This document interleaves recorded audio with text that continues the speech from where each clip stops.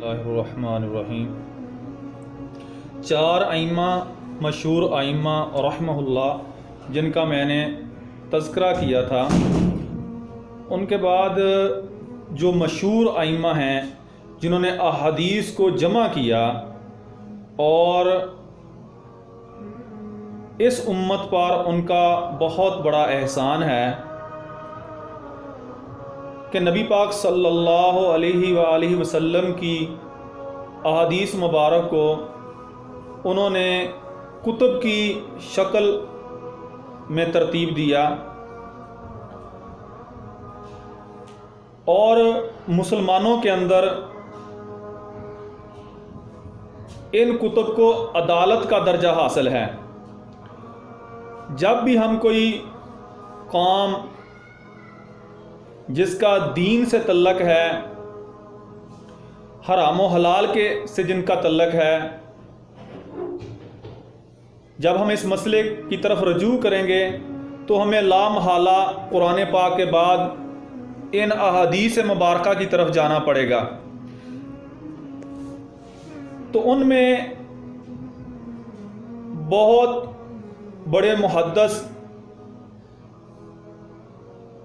امام بخاری رحمۃ اللہ علیہ ہیں، جن کی تاریخ پیدائش 194 ہجری ہے اور ان کا انتقال، ان کی وفات 256 ہجری کے اندر ہوئی ہے۔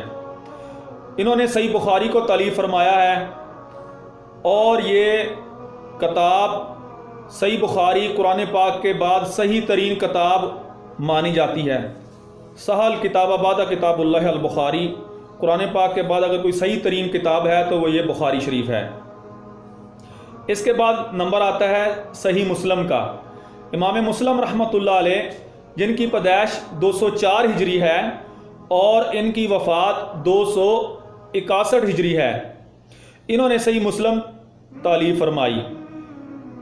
بخاری اور مسلم دونوں کو متفقن علیہ بھی کہا جاتا ہے اور ان کے اندر زیادہ تر اور اکثر اور بلکہ ساری کی ساری احادیث ٹھیک ہیں، صحیح ہیں۔ تیسرے نمبر پر امام ہیں امام ابو داؤد رحمۃ اللہ علیہ، جن کی پیدائش 202 ہجری کے اندر ہوئی ہے اور ان کی وفات 275 ہجری کے اندر ہوئی ہے۔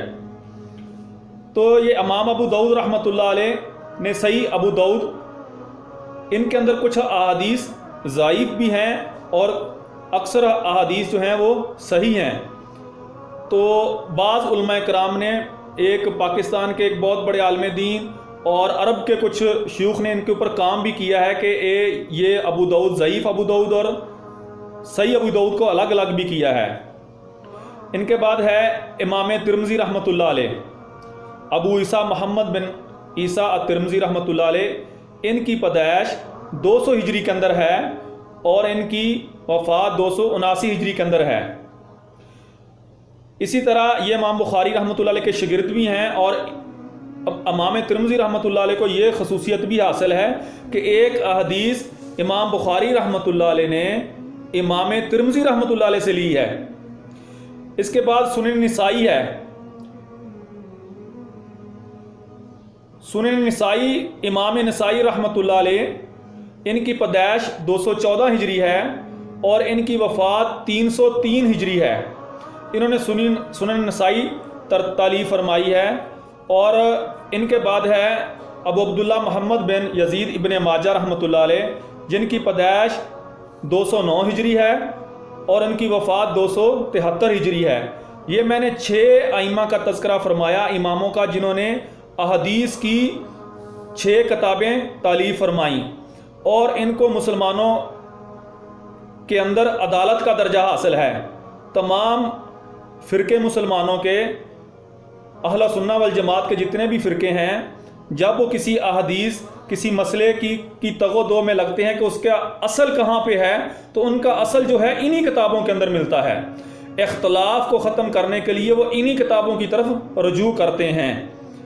تو یہ 6 ائمہ، 4 میں نے پہلے ائمہ کا تذکرہ کیا تھا، مشہور امام، وہ ہمارے بزرگ ہیں، ہمارے امام ہیں، اللہ تعالیٰ ان کی قبروں پر کروڑوں رحمت فرمائے۔